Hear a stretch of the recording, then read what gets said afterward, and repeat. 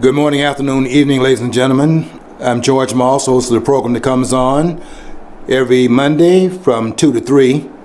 And this afternoon, we are going to be preceding the program called Satura's Black History Corner that comes on at 3:30, hangs around to about 4 o'clock.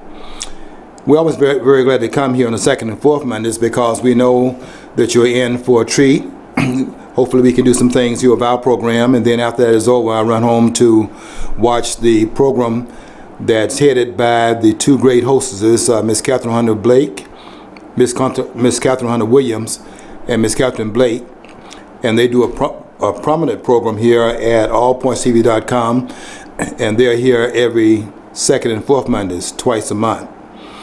We are here every Monday until it's time for me to go out of the country for a while, and I'll be gone after this program is over. Won't be here for the next, let's see here, I'll be back on the 17th. So that makes it about 3 weeks from now.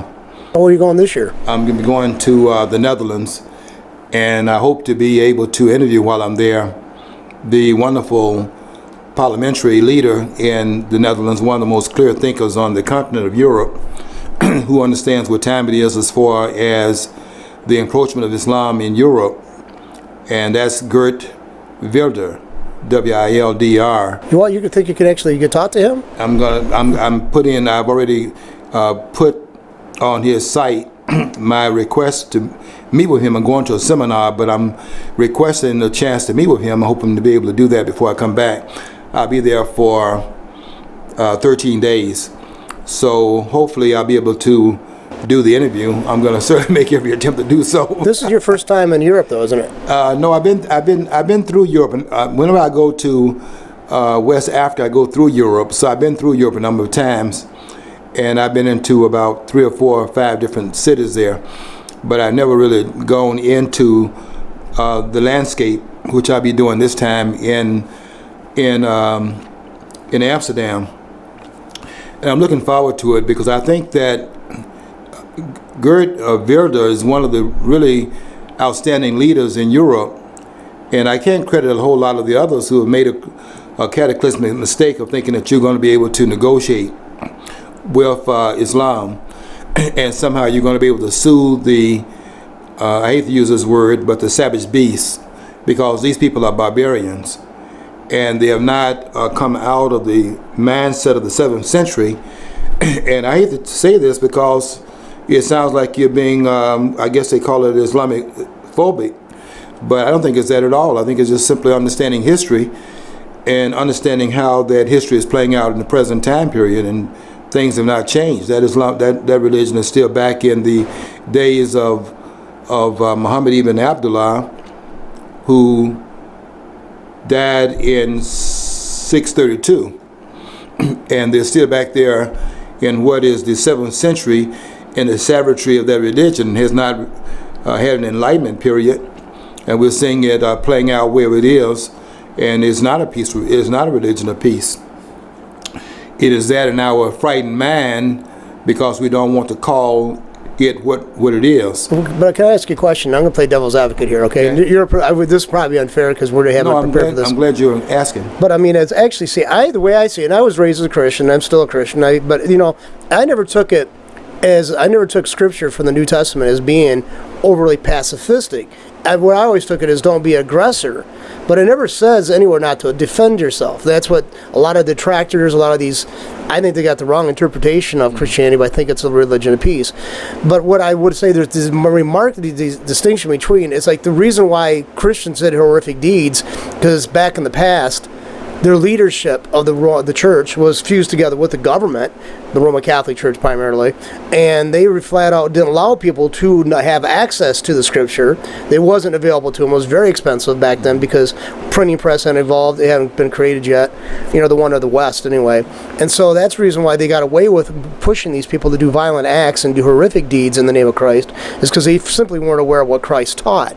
But however, that being said, laid out there, Islam, the Quran does say to murder your people, your enemies. Okay, so basically, the Quran's got the advantage in the human terms because we all want to do what we want to do, and we're so convinced we could do something. We don't want blockades, we don't want roadblocks. And basically, they just got green light. They can do whatever they want because that's what it says in their book. Their book confirms the very basic human impulse. On the other hand, Christianity's book tells you to go in the opposite direction from human instinct. So that's the big distinction between the two religions, in my opinion. So I think that you don't have to add a whole lot to that, John. I think you're absolutely right in terms of the 18th century, the Enlightenment period that Europe went through, that had some humanizing edges to that which was being practiced. I think the scripture is pretty clear about what it actually teaches us for as turn the other cheek. But that is but that has in it a caveat underneath that in terms of if you are being threatened with death, obviously you don't have the option of turn the other cheek, because then you don't even have a cheek to turn if you're killed. So it does not mean that you are to be defenseless, but it's to say that you're not to have that as the first option. But you have to use your reasoning also in terms of how you're going to get out of various situations. And if something threatens your life, of course, it's anti-Christian. If you really understand the idea of the cross, where the sacrificial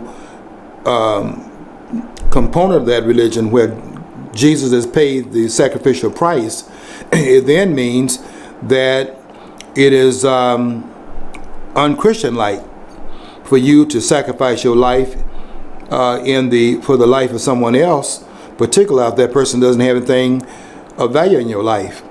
So, I mean, because the sacrifice has already been made, and human sacrifice is outlawed in Christianity. And I think that's an underneath tone of Christianity that we don't often talk about, but certainly not to be the aggressor, and not to be intolerant of other persons, intolerant of their ideas, intolerant of their religion. And I think we've overcome that. In fact, sometimes we are intolerant, we're tolerant to a fault, and not intolerant enough in some cases where we ought to be more intolerant. I will tell you this while we're on this point, that when we had the situation in Chattanooga, we can play these games, but we should be very mindful of what we learn in Chattanooga.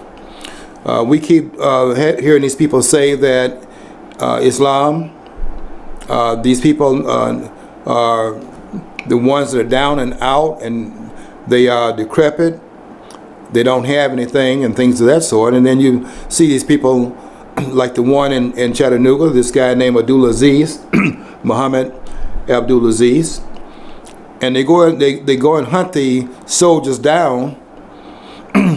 Couldn't do it at the first place he went to, drove some miles away and did it at this other place. And then we act like we don't know what the motivation was, and then we find out, when we can no longer deny the motivation, we find out this person was an engineer. He had this going for him. He was pretty much a person that you would least expect him to go off in this direction. They keep saying that these people are over here and they have these problems, and then you see these persons that are pretty much doing well in society. These not people on the outside and peripheral to the opportunities that this country offers. They are central to what this country offers, doing well here. And they go off. And when you see that going on, that is a red flag that speaks to why are those persons going off. And we say things like it's not because of anything other than those individuals or somebody in the mosque somewhere. But what does Islam teach? What is in the Quran? And we know that is the denial that we are on, because I've seen the reports. They asked the FBI to go out there and do a report to find out what is motivating persons like Nadal Hassan at Fort Hood. What made him go off? This guy was a colonel, had a soft job in the military. He goes to Fort Hood and had clearances there. I think he had been in the service for like 13 years. And he goes and then kills 13 people and wounds something in the excess of 30 others. 13 persons died. And you go and read his his postings. You see this jihadist intent, and look at the carnage that was unprovoked. And we say that there is a peaceful religion that's in back of it. It does not fall in line that that's true based upon what these people are doing. It is not a religion. It's not a religion of peace. It's a religion of war. And it has not gone through an enlightenment period where you can have the scriptures in the Quran explained in a way that is updated into the particulars of the circumstances in 2015. And until that happens, you're going to have what we have everywhere Islam is located, and that's anywhere in the world where it's on the soil, even of those who are like practitioners of Islam. I mean, the Sunnis don't get along with the Shia. And then there's the Alawite group and the other sects, and they're having problems. So this is not something we can bury our heads in the sand at. And when we find people like Geert Wilders, and I've been watching him over a course of time. Herschel Lee was over there in that country, and was a member of the parliament there before she came to the United States, feeling unsafe after the death. I can't think of the person's name right now, but one of the persons that made a film was the descendant of Van Gogh. When he got murdered. Yeah, he got murdered by that members of that peaceful religion. Yeah. I was walking down the street and had made a film that was one in which the practitioners of Islam in the Netherlands saw that there was some comeuppance about the Prophet, and they did. The person walked by him, didn't know who this person was. The person, Theo Van Gogh, did not know who he was, and they stabbed him in the chest, killed him right there in the street in broad daylight, and then stabbed pinned to his chest with the knife Herschel Lee's name, and said that she was next. And that prompted her, I think, she was a member of the parliament at the time, prompted her to come to the United States. And she's living here, but not without security in this country. And we have soldiers in this country that are not allowed to defend themselves. And so anyways, it's a long story, but to make a long story short, that the jihadists are here. And we can claim this madness, we can embrace this madness, that it all ended in 9/11 when 19 persons got on the plane, and we go looking for the persons that provoked it and motivated them in a cave somewhere in Afghanistan, and we can fool ourselves in believing that they are on the internet and ISIS is simply radicalizing the people that are here, but they have nothing but benevolent intent on the land space here. We can continue to tell that to ourselves. But I'm going over to Europe to talk to, I'm not going over there for that reason, but I hope to be able to do it before I come back. I'm going over there to talk to a person who is strong enough, courageous enough, principled enough to say the truth. You know, we don't have that too much. We have too much political correctness. And we have a lot of people that are unwilling to tell the truth in this country. And the truth is what we see in terms of the claims that are coming out. For example, we know that there are reports that Islamic radicals are practicing and military tactics in this country, in every state in this country except one. And I'm not sure it's not even in that one. They said except Alaska being the only one. I'm not sure that's true. But even if that were the case, there's only one exception. We know that I know there's a training camp in Michigan because I've seen it in Coldwater, and so had it pointed out to me when I was there last year. So I know that this is not a stretch. Although people, when you tell people these things, they say no, that can't be true because somehow we believe that we are inoculated. You know. Away from the FBI and stuff being around. They did a great job protecting those servicemen down in Chattanooga, right? Yeah, look at Chattanooga. And the Fort Hood guys, right? Look in Fort Hood and look in Boston. Look at 911. Those guys, all 19 persons on those planes. There was not one of those planes. There were 4 airplanes. They had 19 persons on it. There was not one airplane that was flown outside the country into airspace. Those planes were flown from different parts of the East Coast. See, what it is, we have gone to the point, like you alluded to already, we gotten so tolerant, it's almost intolerable for us to exist. We've gotten so tolerant, and we get labeled. I mean, that's as soon as you say something, wham, you get hit with a label. Mm-hmm. You're a fascist, you're a racist, you're a homophobe, you're an Islamophobe. And yeah, Islamic people, not all of them are terrorists. But I'll tell you what, they say, well, maybe 8 or 10 or 12%.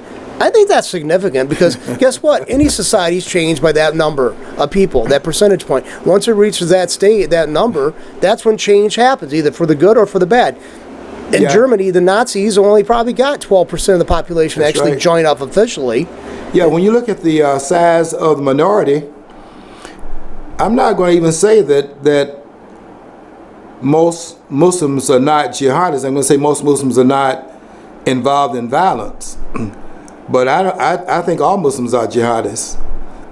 Now, it has different expressions to it. It can be what Robert Spencer writes about in his book called Stealth Jihad.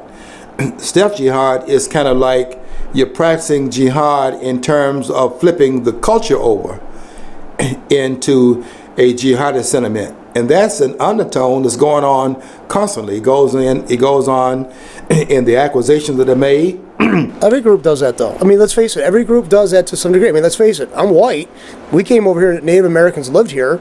They were a big population, but we soon overtook them on the population size. And don't tell me we didn't flip to change the society, the world around. Certainly did. We're reaping the benefits now. So every group does that. Once they get their numbers up, they get more bold. They can't be stopped. And that's what it is with every group. Every group does that. Yes. And every group has, in every civilization, every society, every state has to understand that dynamic and take precautions once they are the ones that's in charge. I mean, Native Americans could have ended this potential for that if they had been on guard against it, because there were all kinds of signs that was what this was going to lead to. And we're not without signs that this is the inevitable result if we go down this road and continue down this road. It is pretty clear that we're heading down the road that's going to lead to something cataclysmic, devastating in this country. And we act like we don't know it, and there's no history that informs us of what we ought to be on guard against right in the present time period. But history is very clear about what it's saying. And it's what, John, you were saying about, Tecumseh and some of the others in the Native American population saw this was coming. And they couldn't make up their mind what they were going to do about it. And when they were in a position to do something about it, they failed to do so, and then the results are what you see. And I mean, it's Bury My Heart, Wounded Knee by Dee Brown, and Van Deloria's book, Custer Died for Your Sins, God is Red, these kinds of books that Native Americans have put out, or Chief Joseph's, a book on Chief Joseph, I Will Fight No More Forever, but the fighting was at a point where they couldn't win because they didn't have the technology to prevail. So the question is, what are the warning signs, and are you willing to look at the tea leaves and read the warning signs and then take the precautions therein? And we don't sound like we're willing to do that because we are into a denial. Well, I'm writing about that, and I want you to read my post today. I wrote one of my best posts, I think, on Facebook. And I was writing really about something else, but it has something to do with this as well. I'm writing about the Trump campaign, because I think we've got to understand what time it is. And the Donald Trump campaign is the caboose on the train that comes after a lot of the facts, but he's at the end of that train, and it allows us to catch on to it and get on that train and then take it into another direction.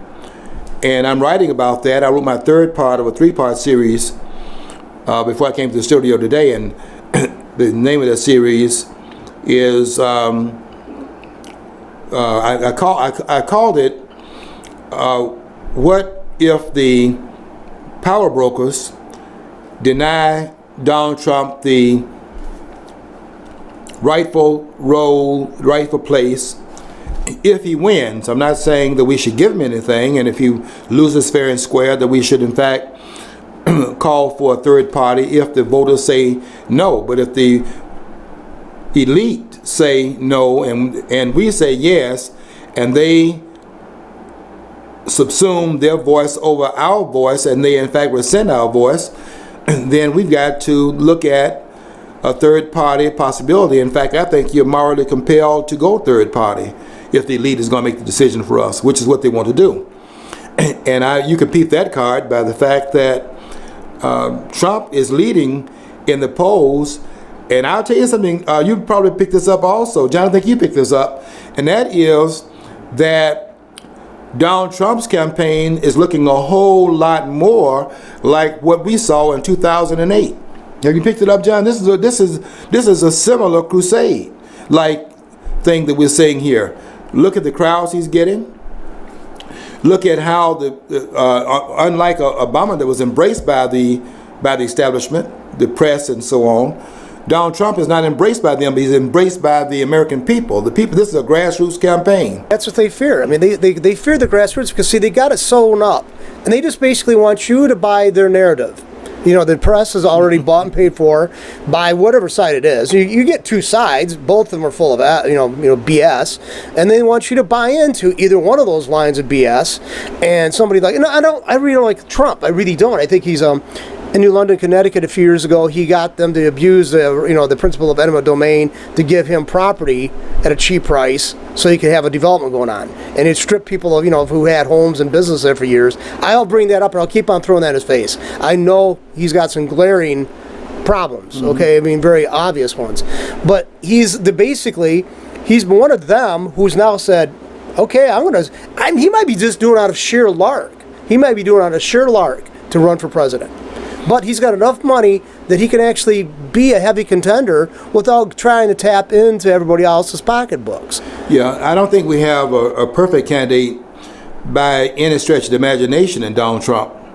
What I think is that he is the best caboose we have going for us right now, and we've got to latch on to anyone that can make an inroad into what is happening in the establishmentarian politics of this nation. We've got to turn this train around. And that means getting on the train and trying to guide it in a different direction, because what we're heading is toward a cliff. So it's not so much about Donald Trump. And we got to get over those things that we have about any particular candidate or what we feel for any particular candidate. I was saying in my post today that there are some good people. I am convinced that Ted Cruz is a good person. I'm convinced that Ben Carson is a good person. I can't name a whole lot of the others. See, I like Scott Walker. I think, I'm not really impressed by him. I'm not impressed. Certainly anything but Jeb Bush, except for Bernie Sanders. He's at the top of the food chain as far as the one need to come down. That's the worst of the lot. The 16 is out there right now. But see, and that's the thing, is the dilemma now the Democratic Party is they've got two people, possibly, because that's basically Bernie Sanders supposed to be an independent. I think he voted opposite of maybe the Democrats maybe one time his entire political career. But anyway, so basically you got these two groups of people, socialists, both, at least he openly kind of confirms his more leaning towards socialism, and you got Hillary Clinton, who's basically, both are on the race to take away as much stuff away from you to give to somebody else. That's why if you got anything, you should fear both of those guys, both of those people. Bernie Sanders is extremely dangerous, and his hiding who he is and his totalitarian outlook behind this facade that he is a democratic socialist, when there is no such thing as a democratic socialist. Socialism is a state. And the state is not democratic. The state is a gun. And anytime you're advocating statism, you're advocating power on the part of the state. It reminds me of the old Cold War era joke. It's like, we have two, with Russia, they have two channels, Channel 2 and Channel 3. You turn to Channel 2 and you see propaganda. You turn to Chapter 3 and you get the guys with stern-facedly saying, turn back to Channel 2. So, I mean, basically, we're in the same situation. Yes. We got CNBC, NBC, MSNBC, ABC, CBS. All those people are basically one of two camps. They're owned by the same parent companies, largely. There is no real news coming out of it, no new information. They basically tell you what you're going to hear or what they want you to hear, I mean. Yeah, and the FCC makes sure that they don't stay too far away from that which ruling class wants them to import into the mainstream. If they are beginning to go outside the mainstream and saying things that, like, for example, Glenn Beck was doing or Judge Napolitano was doing on Fox, you see where those guys are now, right on the sideline. And because there are certain FCC impediments in place that are behind the scenes pulling the coattails. And Murdoch, who wants to stay in business, and who can fault him for that, he runs a company. He's a businessman. And when they made it extremely hot, and Beck was up there and doing what he was doing, and Judge Napolitano had a program. Nobody thought years ago that you could have a program on the Constitution about talking about the rule of law and things that who have watched that 10 years ago. But we've come to critical mass, and people are now waking up to something is going on here. Let's find out what it is. And they have these two programs on there. These are very popular programs, but they're both off the air because there are certain rules of engagement that you don't see, that's not written down, but it certainly is applicable in terms of how things operate. And where are they now? They're off the network. How do they? Okay, you were around for a longer time in this world than I've been. I always like to ask somebody this. You know, back in the old days, FCC had these guidelines. See, I'm a true First Amendment follower. I mean, I like the First Amendment. I mean, I don't like to see children, you know, exposed to sexuality and stuff like that before a certain age and all that. And, you know, be parents' input and telling you about how they should probably start to frame this. But I believe basically it's asinine, and I'll use that term, it's on me folks, to actually have a country who touts itself as being the most free country in the world, allowing even the existence of an organization like the FCC.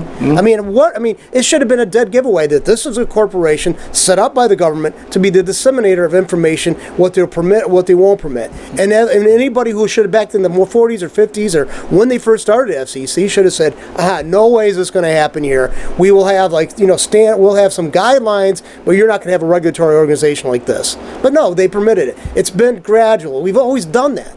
We've always done for the public interest, for their children. You know, it's always like that. John, you are aware of Malinow's videos on YouTube, and I am too. I watch a lot of what he talks about because he's a thinker, and I try to listen to those persons who are smarter than I am, and he's one of those persons, so I can listen to him and gain some insights from what he talks about. And I have my own insights I bring to what he talks about, and he adds to my understanding of things. And one of the things that he talked about was how quickly we, after writing our language in the Declaration of Independence and writing the Constitution, which restrains government, how quickly we went out from underneath that and began to get out of control. I mean, look at John Adams. John Adams was the person that, if it had not been for Thomas Jefferson, he would have been the one to have written the Declaration of Independence, because he was the second greatest writer that they had among those 56 signatories of the Declaration of Independence. He was the second best writer on the Committee of Five that had been appointed by the Continental Congress to draft that document that was placed before the body on July the 2nd. And if it had not been for Thomas Jefferson, and you saw what Jefferson did, because that's pretty much his thumbprint on the document. If it had not been for him, John Adams would have been the one that wrote it. And they together as a committee of five, had to come together and converse on how it was going to be presented to the larger body. So there's some agreement among the five before it was presented. So Adams had some role in it, even though he was not the major writer of it. Okay, he's the second president of the United States. And in 1798, this is 2 years after the Adams administration had taken office. Don't forget that George Washington was president from 1789 to 1797. So 97, 98, that's just 2 years. He's in the office for 2 years. And in 1798, he signs into law. Even if they didn't know better than the Congress, this man is a major figure in the revolution. I mean, they were looking for Adams as much as they were looking for the others. When Paul Revere was writing, they were looking for the Adams group. Samuel Adams, John Adams, they were looking for those persons. If they can get them, they can head this revolution off. That's what they were trying to do. And that's why you got one flash by land, two if by sea. Whichever way they come, you can be able to alert in the tower which way they're coming, because they had to get out of town. Well, he's now president of the United States, elected as the second president. We've only started the country it's under the Constitution in 1788. So that's in 98. We're talking about 10 years. We're talking about 1 decade. I mean, we're a young country at this point. And John Adams, the second president in 1798, signs into law what Congress had passed called the Alien and Sedition Acts, which did what? Which began to challenge the right of people to speak freely in this country. That's a decade into the political process set up in Philadelphia. And it's gotten increasingly worse. There have been some that have slowed the train down and some that have picked the steamroller up. One of them was Abraham Lincoln, who took more power into the executive branch than ever been taken before. I will say he did relinquish some of it after the war came to a close, but the mere fact that he set a precedent where that could be acquired from the places where it was never intended to be sets a very dangerous precedent. And even in peacetime, some of them went across that border and began to do that, such as Franklin Delano Roosevelt, for example. This is an endangerment.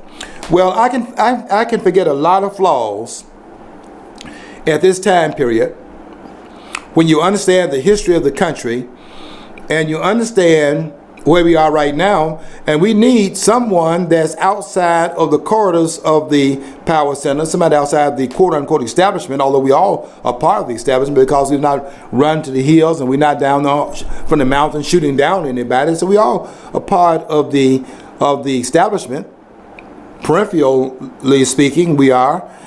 But we have to understand what time it is and who the messenger is for these times. And that's why I was saying earlier that I like some of the candidates. I don't like a lot of them, and most of them are not worthy of running for president of the United States.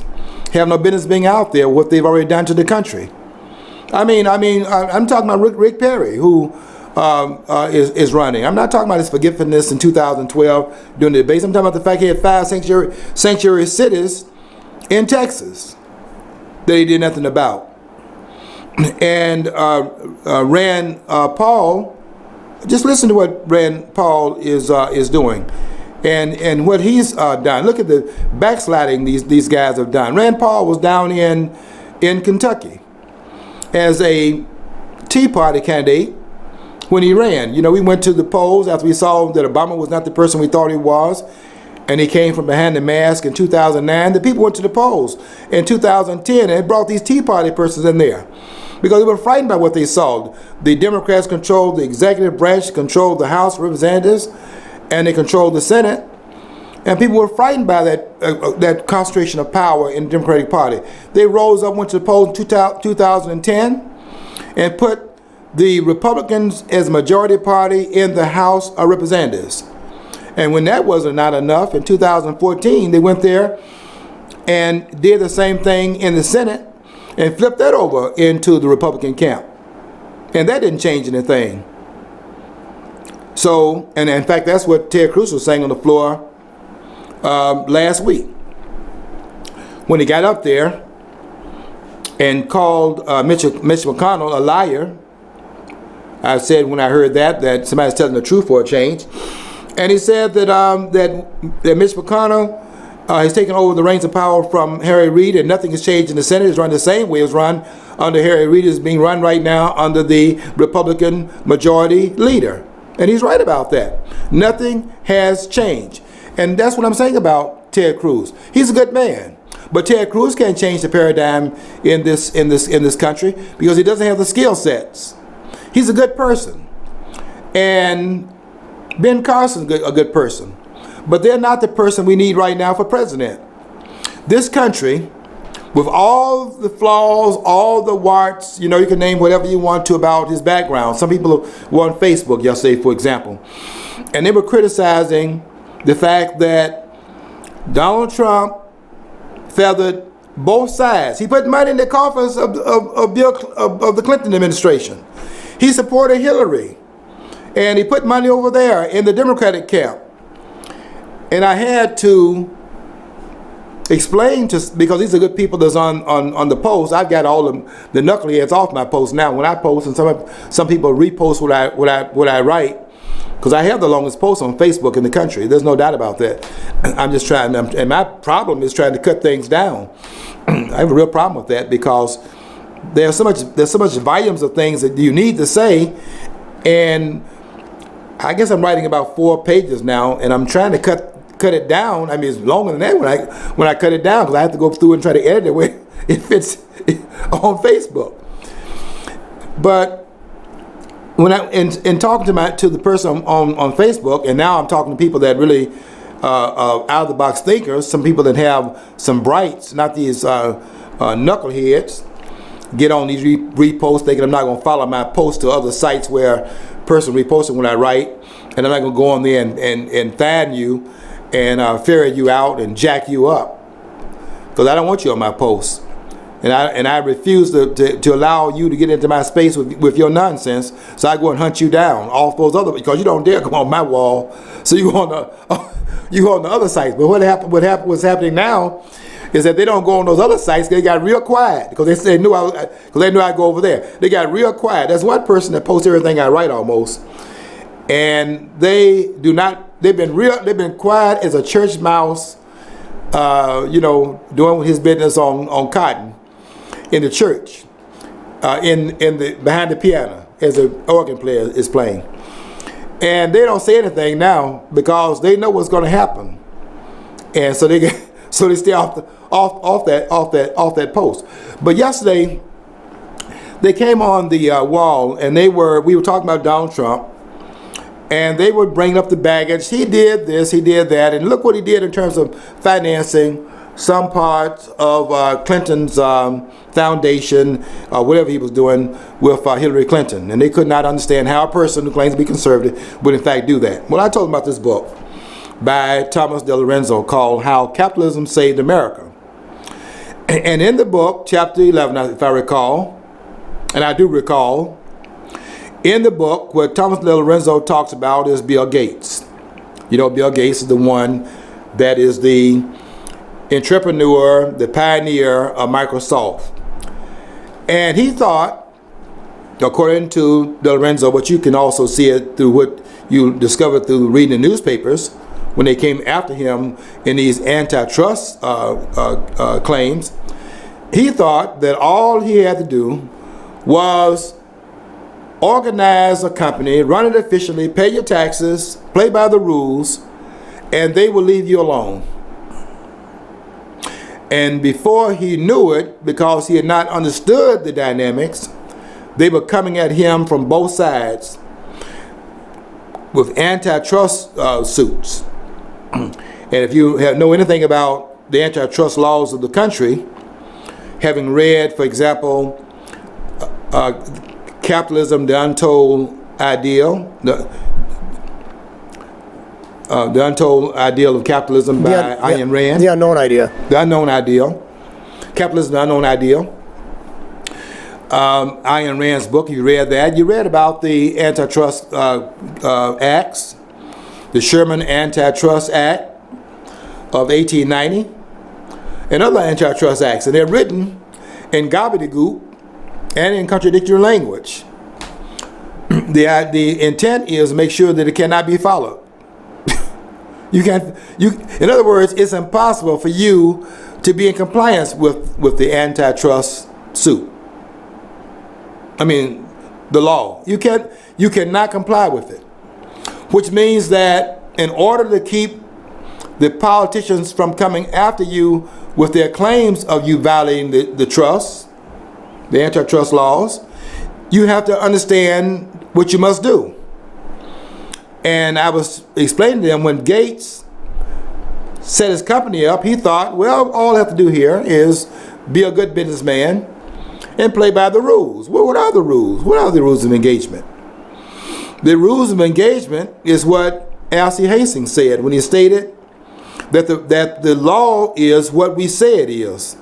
And Alcee Hastings, who's impeached as a federal judge in Florida, who now sits in the House of Representatives from Florida, made that statement right in our faces.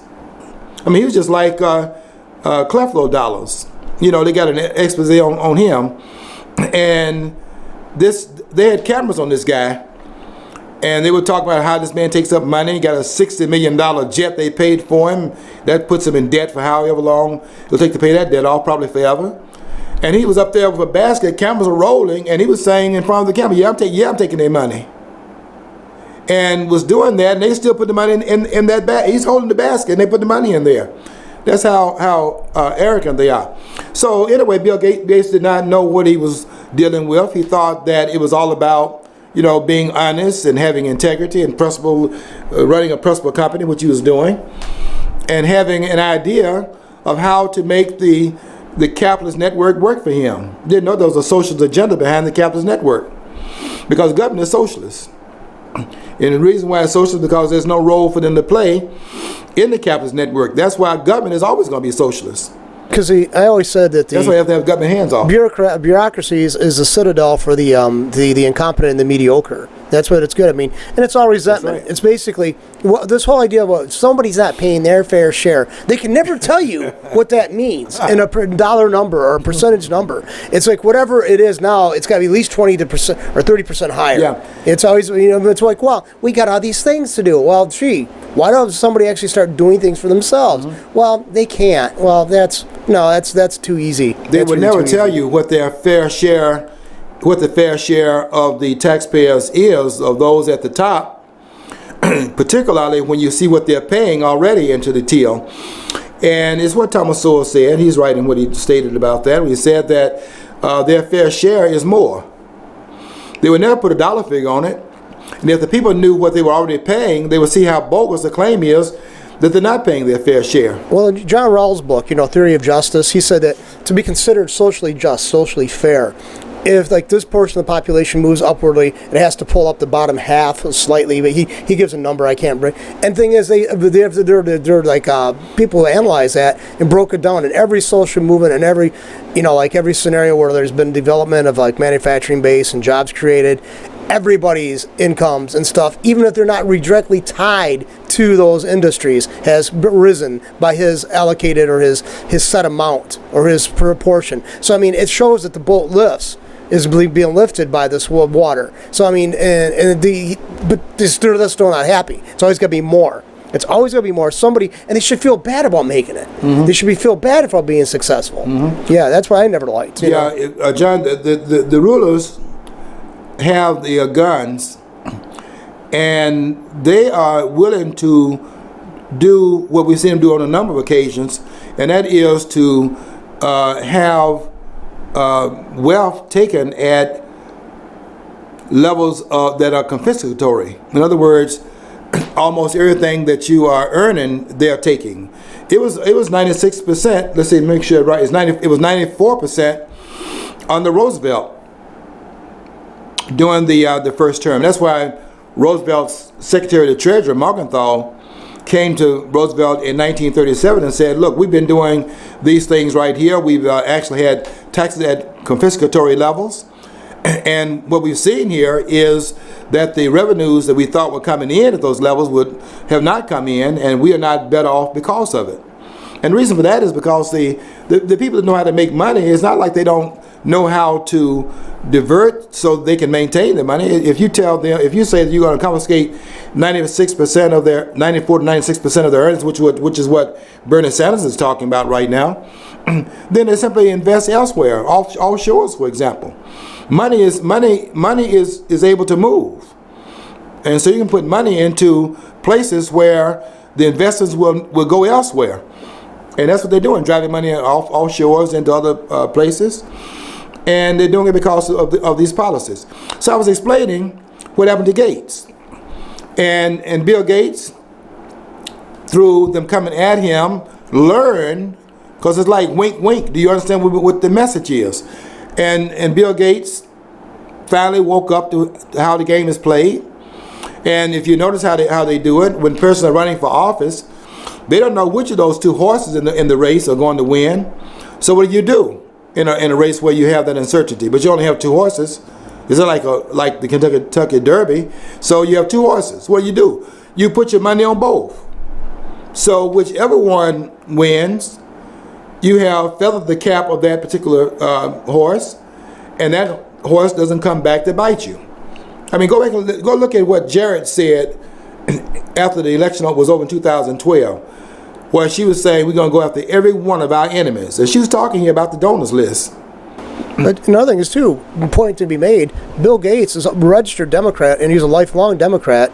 And then the Justice Department under Clinton is the one that went after him. Yeah. So, I mean, so basically, even though he had given so much money, and considerably more than he had to the Republicans, matter of fact, he identified himself as a Democrat outwardly, so, and they still went after him. Yeah, but John, you know, and I know that the party labels are for us.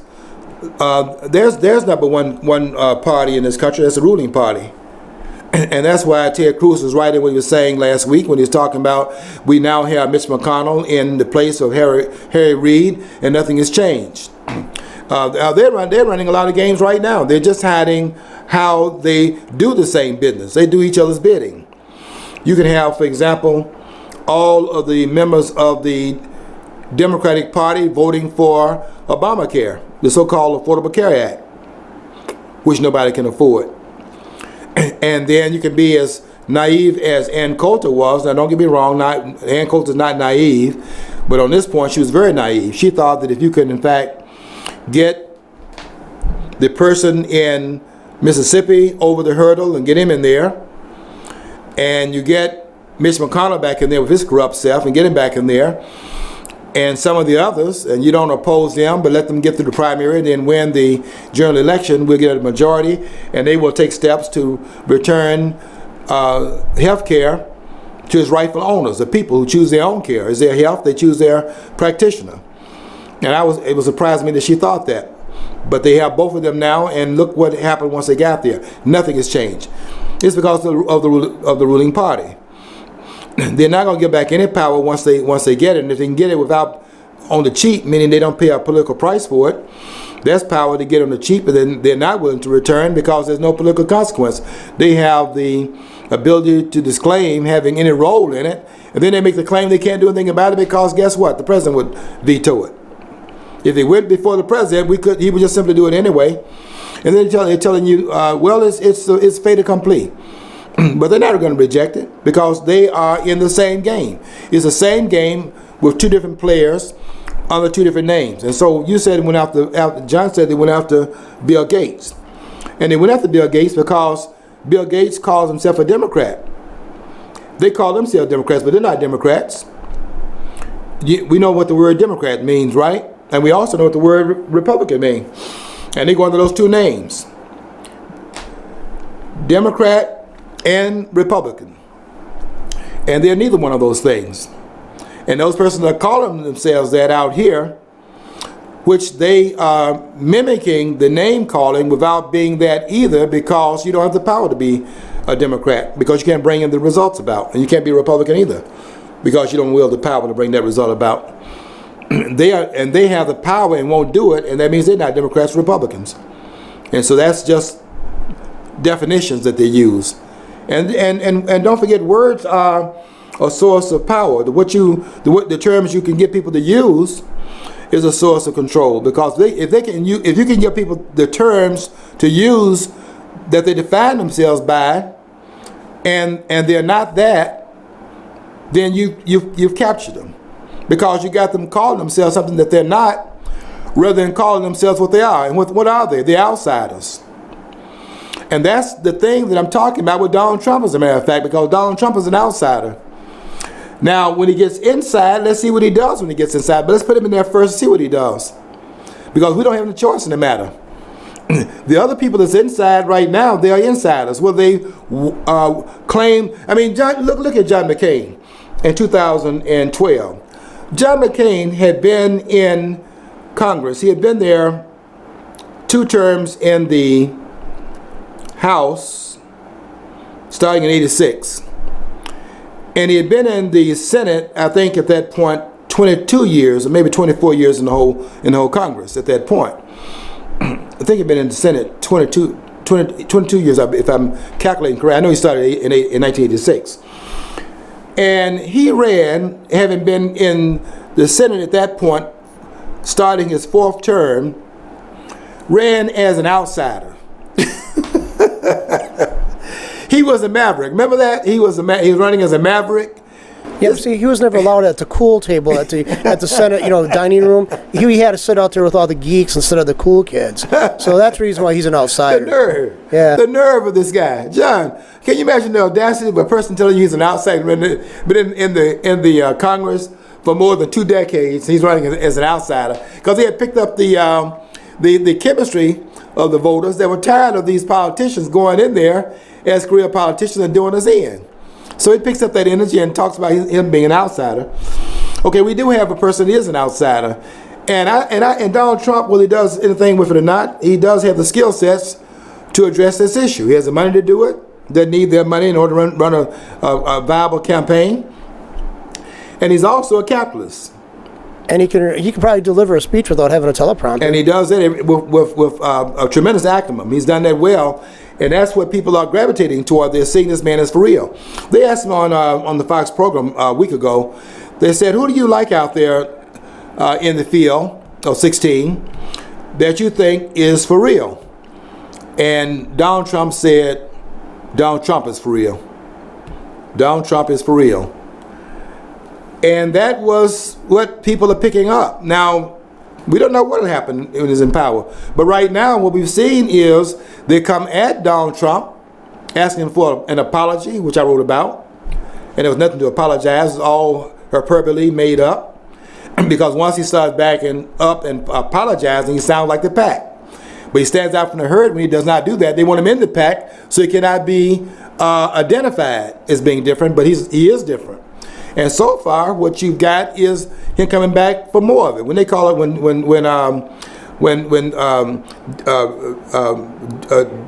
Lindsey Graham called him a jackass, what he did was got up there in front of the next crowd and said Lindsey Graham tried to get him to be an emissary. It probably was in the 2010 election. Might have been 2014, one of the two, when Graham was running for re-election.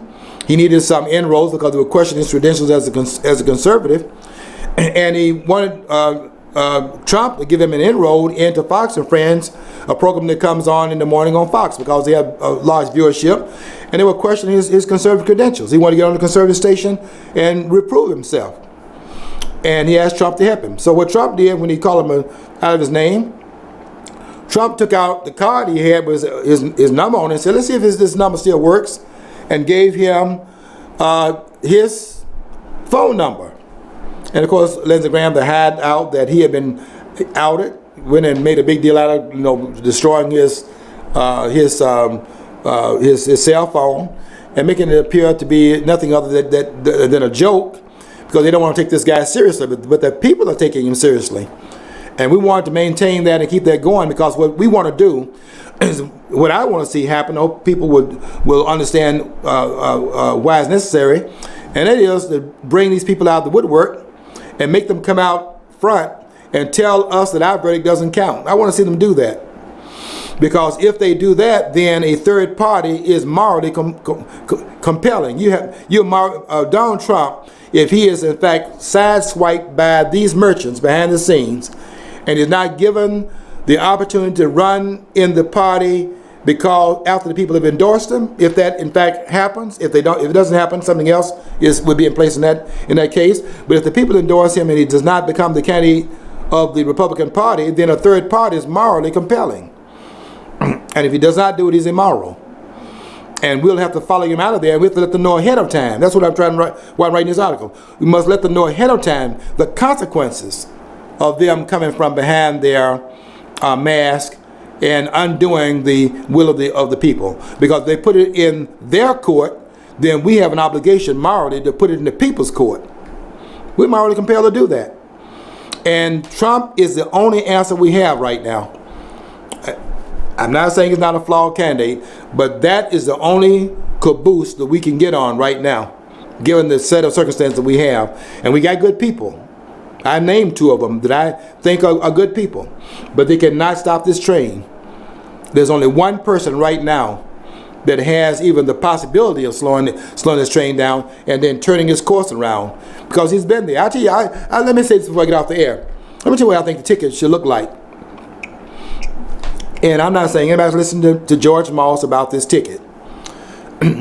But if this ticket has on it Donald Trump as president, Kali Furiana, vice president, Ted Cruz as Secretary of State, Alan West, Secretary of Defense, Ben Carson, Secretary of Health.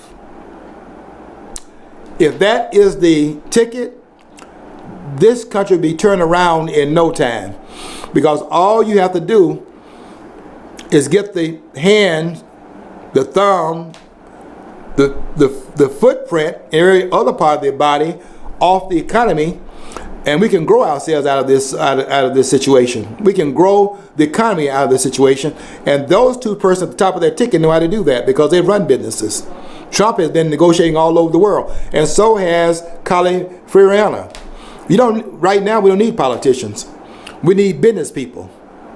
Someone that understands the nuances of running businesses to get us out of this predicament. Politicians can't do it because they're the ones that got us into it. Let me make one other point. John, how much time do we have? We're coming up on to 4 minutes. 4 minutes. Okay, good. Let me tell you about a point I made in my Facebook post today in terms of trying to get us to understand where we are. We got $18.4 trillion of debt right now, with $100 trillion at a conservative estimate is $100 trillion of unfunded liabilities, meaning that we are going to be meeting our debt in the future. Our children and grandchildren will be meeting this debt in their lifetimes. And it is in our future if we live long enough to see it. But it's $18.4 trillion right now. I was saying in my Facebook post that when you go to the grocery store and they ask you whether you prefer plastic, paper, or plastic. Now, I understand they're asking you which one of the two that you want them to put your grocery in. But I want you to understand the other issue of paper or plastic. Because have you noticed that nobody pays with paper? They're all paying with plastic. Because paper is not an option. Plastic is the option. And let me tell you why plastic is an option. Because your option is paying with debt. That's what plastic is. And the reason that the plastic is interchangeable with the paper is because they both represent the same thing. Because the government pays with debt also. That's how the government pays its bills. You see, what we don't understand, because the politicians are not, well, they don't understand a lot of it either. I mean, Jeb Bush was talking about, Jeb Bush was talking 2 or 3 weeks ago about he wants people to work longer in order to maintain the sovereignty of Social Security. Social Security is social. Social Security is socialism. And it is Social Security is insolvent by definition. And it became insolvent, and listen to me close. It became insolvent when people began to live. Roosevelt intended for people to die before it was time to collect it. Now people are living. So it's insolvent based upon that dynamic alone. So it cannot be saved. It's a Ponzi scheme. And it's not solvent. It cannot be made solvent. You have to have more people coming in the workforce than in fact going out of the workforce. And that's why I was saying today in my post, something that nobody said, is that your Social Security problem is tied into your immigration problem. You can't solve the one without solving the other. And I go and read my post, you'll see where I explain that. Because that's why the immigration problem is not going to be solved until Trump gets in there. And Trump can solve it because he'll at the same time be dealing with the economic aspects of it, where you have to grow the economy out of it. But until that happens, you're going to have an immigration problem, because to change the immigration problem would bring about the collapse overnight of the Social Security problem at the same time. Okay, we out of here because we got in the bullpen we have the great hostesses coming up. Satori's Black History Corner. Miss Catherine Hunter Williams is here in the studio, and so is Miss Catherine Blake. And that means I got to get out of here. Until next time, I want you to follow your dream. Because if you don't follow your dream, you'll never know what's on the other side of the rainbow.